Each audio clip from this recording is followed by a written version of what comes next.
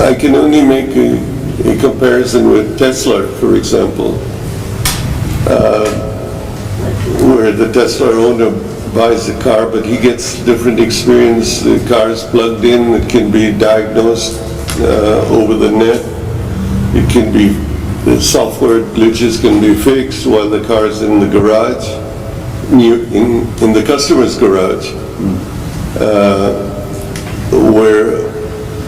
where a loaner car can be given to the customer, and if he likes it, he pays just so much and can take the higher end model. There are a whole host of things that Tesla have done that they didn't have to do. It could have been just another electric car.